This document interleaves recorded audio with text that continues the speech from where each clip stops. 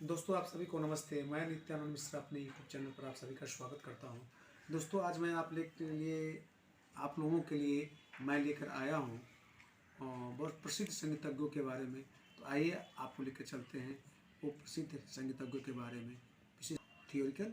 तो चलते हैं दोस्त, आपका स्वागत है। तो दोस्तों देखिए, यहाँ पर मैं बता रहा था प्रसिद्ध संगीतज्ञों के बारे में। तो देखिए यहाँ पर दिया हुआ है, फर्स्ट में हमारे ये 10 संगीतज्ञ बताए गए हैं, जिसमें फर्स्ट में दिया गया है तानसेन, दूसरा है बैजू बावरा, तीसरा विष्णु दिगंबर पुरस्कर, चौथा है विष्णु नारायण भारतखंडे, और पाँचवा विलायत हुसैन खां, छठा रसूलन वाई, सातवां मणिक वर्मा, आठवां बड़े रामदास, नौवां BR देवधर और 10वां बड़े गुलाम अली खां। तो दोस्तों ये आप लोगों के सामने मैं अभी रखा 10 संगीतज्ञ जो हमारे प्रसिद्ध हैं।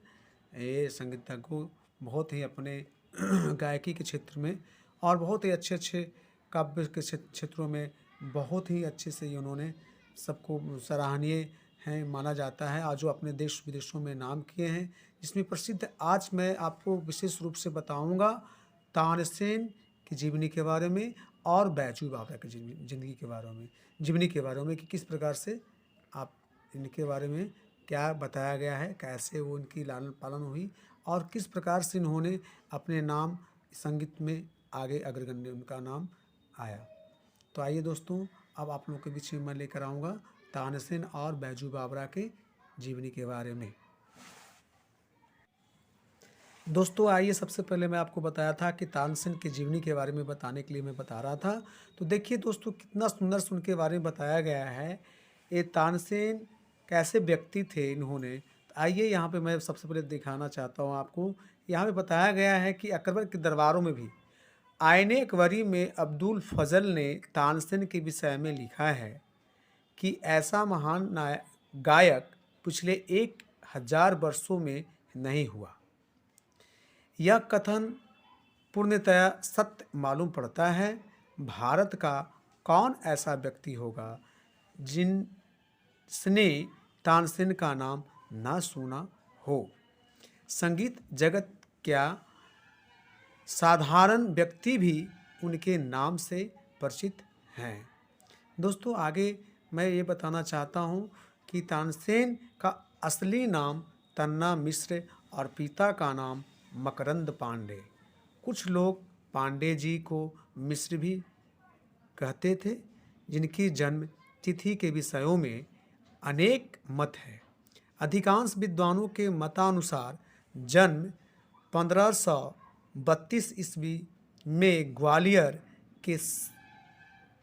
ग्वालियर से 7 मील दूर बेहट ग्राम में हुआ। किनका? तानसेन का। कुछ विद्वानों का मत के अनुसार यहाँ बताया जा रहा है। यहाँ पे समझने की बात यहाँ पे रखनी होगी कि विद्वानों का अपनी अपनी मत है। कि कुछ विद्वानों का कहना है कि 1532 ईस्वी में ग्वालियर से 7 मील दूर बेहट ग्राम में हुआ। लेकिन कुछ विद्वानों का कथन ये है कि कि 1506 तथा कुछ विद्वानों का है 1520 मानते हैं। लेकिन यहाँ पे सच्चाई क्या है इसके बारे में आगे मैं यहाँ पे बताऊंगा। कुछ भी हो, उनका जन्म काल 16वीं शताब्दी का पूर्वार्ध है। सर्वसम्मति से एक है। कहा जाता है कि इनका जन्म जो है कि नहीं, आपका 16वीं शताब्दी का पूर्वार्ध सर्वसम्मति से एक है। जिनके जन्म के विषय में यह किंवदंती है कि बहुत दिनों तक मकरंद पांडे संतानहीन थे, अतः वे बहुत चिंतित रहा करते थे। किसी ने उनसे फकीर गौस से मिलने के लिए कहा। वे झट ग्वालियर जा पहुँचे। उनके आशीर्वाद स्वरूप उन्हें एक पुत्र रत्न उत्पन्न हुआ, जिसे तन्ना के नाम से पुकारा गया। अपने पिता की एकमात्र संतान होने के कारण उनका पालन पोषण बड़े लाड प्यार से हुआ।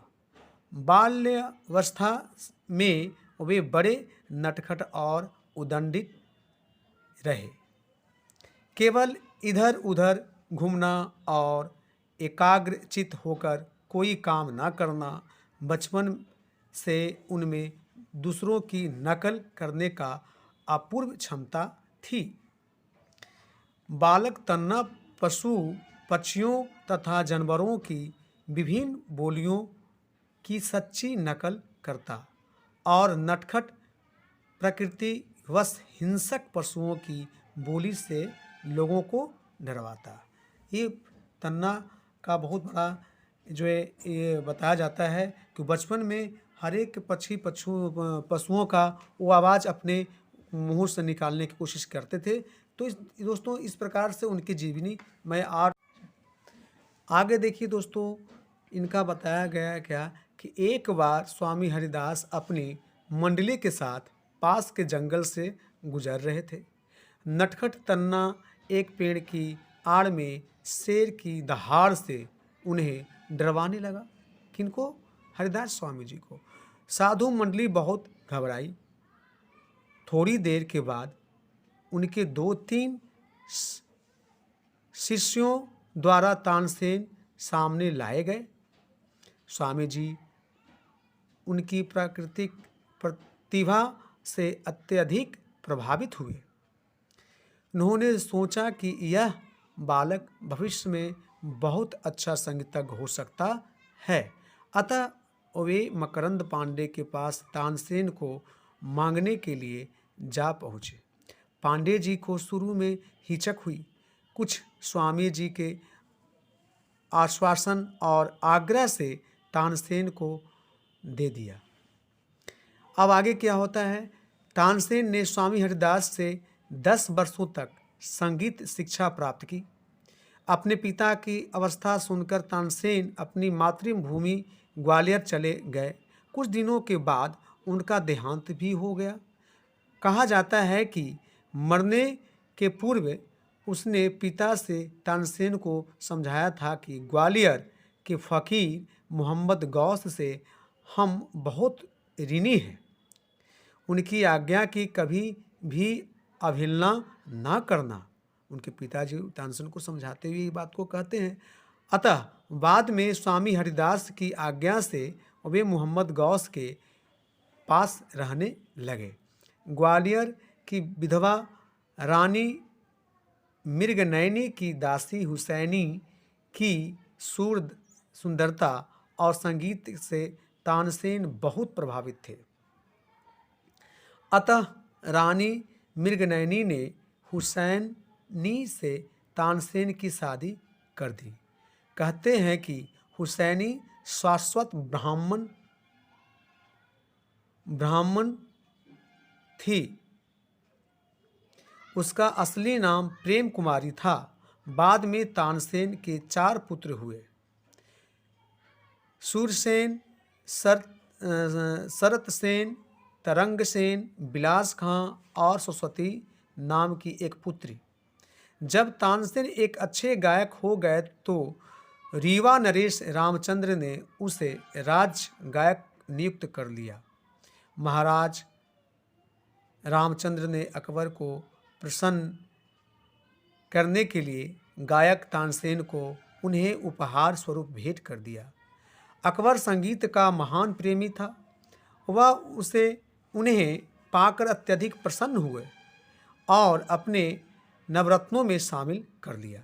धीरे धीरे अकबर तानसेन को बहुत मानने लगा, जिससे दरबार के अन्य गायक उससे जलने लगे। सभी गायकों ने अकबर बादशाह से प्रार्थना की कि तानसेन से दीपक राग सुना जाए और यह देखा जाए कि दीपक राग में कितना प्रभाव है। तानसेन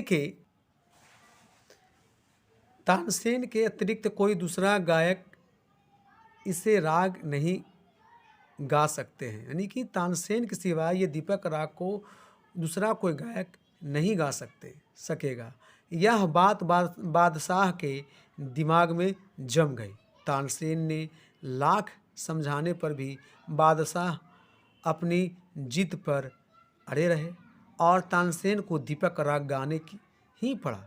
गाते ही गर्मी बढ़ने लगी और चारों ओर से मानो अग्नि की लपटें निकलने लगी। श्रोतागण तो गर्मी के मारे भाग निकले। कुछ तानसेन का शरीर प्रचंड गर्मी से जलने लगा। बाद में उसकी पुत्री सरस्वती ने मेघ राग गाकर अपने पिता की जीवन रक्षा की। यहाँ पे बैजू बावरा तानसेन का समकालीन था। कहा जाता है कि बैजू बावरा जिस प्रकार से तानसेन थे, सेम उसी प्रकार से बैजू बावरा भी उनके समकालीन ही गायक थे, जो हरिदास स्वामी के शिष्य थे। बैजू बावरा तानसेन का समकालीन गुरु भाई कहा जाता था। कहा जाता है कि एक बार दोनों में प्रतियोगिता हुई और तानसेन की हार हुई। इसके पूर्व तानसेन ने यह घोषणा करा दी थी कि राज्य में जो भी व्यक्ति गाएगा, तानसेन के साथ उसकी प्रतियोगिता होगी। जो हारेगा उसे उसी समय मृत्यु स्वीकार करना पड़ेगा। इस तरह तानसेन की विजय से अपने गायकों की मृत्यु हुई, क्योंकि कोई गायक उन्हें हरा नहीं सका। अंत में बैजू बावरा ने उसे परास्त किया, किंतु बैजू बावरा ने उसे क्षमा कर विशाल हृदय का परिचय दिया। तानसेन ने अनेक रागों की रचना की, जैसे दरबारी, कांगड़ा, मियाँ की सारंग, मियाँ मल्हार आदि। कहा जाता है कि तानसेन ने बाद में मुसलमान धर्म स्वीकार कर लिया। कुछ विद्वानों का कहना है कि गुलाम गौस की आज्ञा से वे मुसलमान हो गए, और कुछ का कहना है कि अकबर की पुत्री ने उनकी शादी हुई थी, इसलिए उसने मुसलमान धर्म स्वीकार कर लिया था। कुछ विद्वानों का यह भी मत है कि तानसेन मुसलमान हुए ही नहीं, उन्होंने फ़कीर गुलाम गौस की स्मृति में नवीन रागों के नाम के आगे मियाँ शब्द जोड़ दिया, जैसे मियाँ मल्हार आदि। सन 1585 ईस्वी में दिल्ली में तानसेन की मृत्यु हुई और ग्वालियर में गुलाम गौस की कब्र के पास उसकी समाधि बनाई गई। ग्वालियर में प्रतिवर्ष उसकी स्मृति में तानसेन समारोह के अंतर्गत संगीत के कार्यक्रम आयोजित किए जाते हैं। तो ये दोस्तों मैं अभी तानसेन का जीवनी के बारे में आपको विस्तृत रूप से मैं बता दिया। अब इसी के साथ मैं अब इसे समाप्त करता हूँ। धन्यवाद। दोस्तों आप सभी को नमस्ते पुनः। मैं अभी तानसेन की जीवनी के बारे में बता रहा था। नेक्स्ट वीडियो में ये मेरा वीडियो 1 होगा, और दूसरा वीडियो जो मैं बताने के लिए था वो मैं थियोरिकल रूप से बैजू बावरा की जीवनी के बारे में बताऊंगा। तो दोस्तों आप अगर हमारी वीडियो आपको ये अच्छी लगती हो, इसे आप सब्सक्राइब करें, लाइक करें, जिससे जो भी मैं रागनी या किन्हीं भी संगीतज्ञों का जीवनी मैं बताऊं, ताकि आपके तक पहुंच सके। इसी के साथ अब अपनी वाणी को मैं विराम देता हूं। आप सभी को नमस्ते, जय हिंद, जय भारत।